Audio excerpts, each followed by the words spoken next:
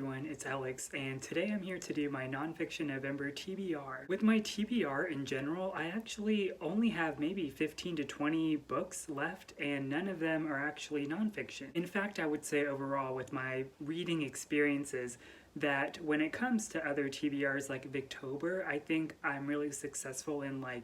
trying to acquaint myself with new sorts of books, but in general, I would say I'm definitely most receptive to nonfiction. So I feel like a bit of a cheat with my Victober TBR just because I have severely been neglecting it. I don't know if it's the change of the season or the fact that the year is actually almost over, that it's kind of dawning on me that my endurance, as hard as I try, is starting to really kind of get to me in terms of with self-isolating and quarantining and everything involving the pandemic, which I'm more than happy to abide by. But having just moved to somewhere new and not knowing anybody almost a year ago now, back in November of last year, I kind of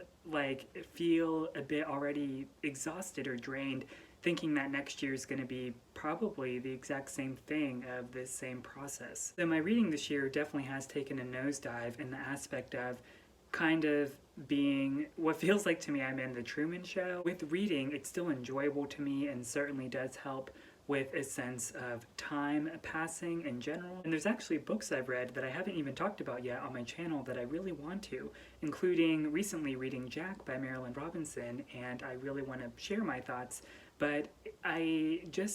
I'm like many people, I feel constantly just a bit tired, and I feel like I'm sort of running out of steam in my own way as the year is closing in. I think after reading these books for Nonfiction November, I'll do a giant wrap-up of where I can definitively talk about kind of a comprehensive view of what I've thought about for all of these books.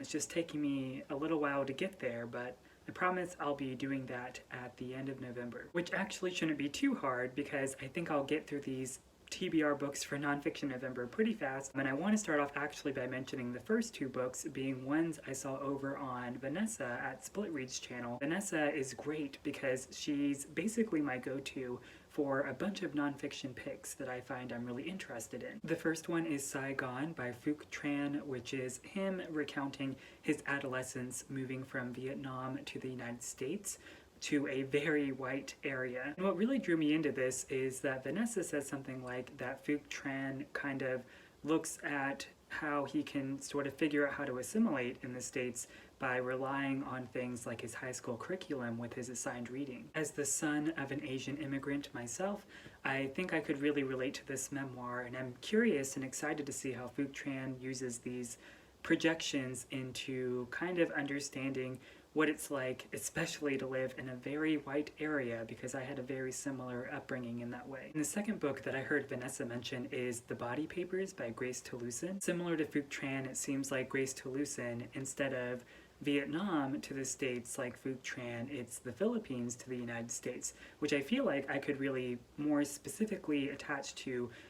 with my mom coming from the Philippines, and specifically it seems like Grace Talusan talking about how she was raised with this mantra that family is the prioritization over everything else. And I'm really curious what Grace Talusan might make of this meaning once I read more into it, because I know for my mom, probably in hindsight, it was more difficult than I thought how she had to raise me and my siblings as Asian Americans, and there being this internal cultural clash in one household whenever I was growing up, because my mom didn't understand this very collectivist identity in the Philippines versus the very individualistic society that is the United States. So between Talusan and Tran, I'm really excited to kind of just read more about people kind of like me, or at least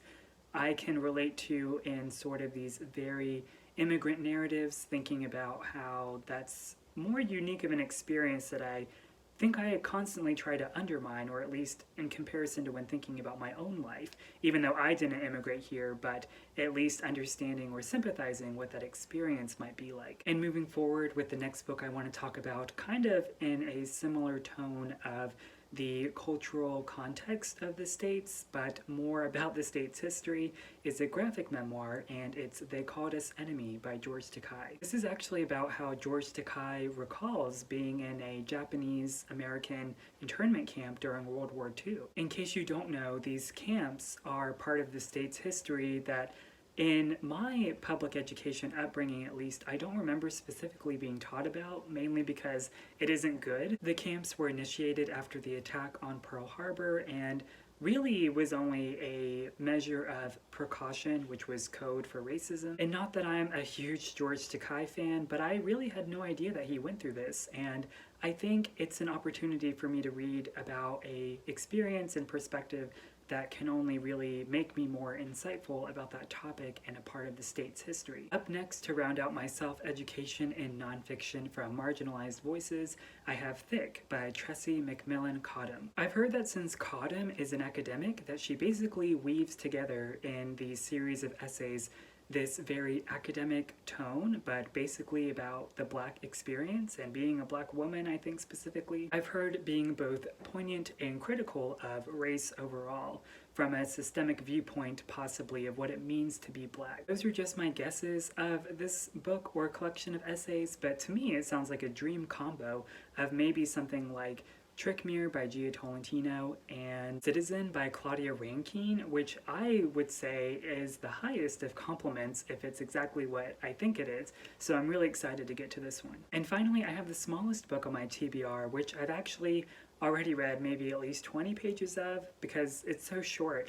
but it's I Remain in Darkness by Annie Ernaux. I read The Years by Annie Ernaux a couple of years ago, and it still remains probably one of the most lucid reading experiences I had, and probably one of the most memorable nonfiction books I've read in a really long time. Apparently, I Remain in Darkness is about how Ernaux recounts the caretaking nature of having to look after her mom as she's losing her memory. So kind of a damper to end this TBR on, but just knowing how masterful Ernaux is at talking about the subject matter of memory like she does in The Years, I can only assume that she does it so expertly in I Remain in Darkness too. And speaking of short books, I want to give a quick shout out to Novellas in November, which I know that Laura from Laura Fry and Rick from Rick McDonnell are two great booktubers. I know in past years they've been big advocates for reading novellas in November, so I want to contribute to that, and I plan to read Lie With Me. And I really don't know much about this little book. I think it's French, but I know it's gay and it's sad, so it sounds like I might love it. So that's my Nonfiction November TBR with a little bit of novellas in November in there.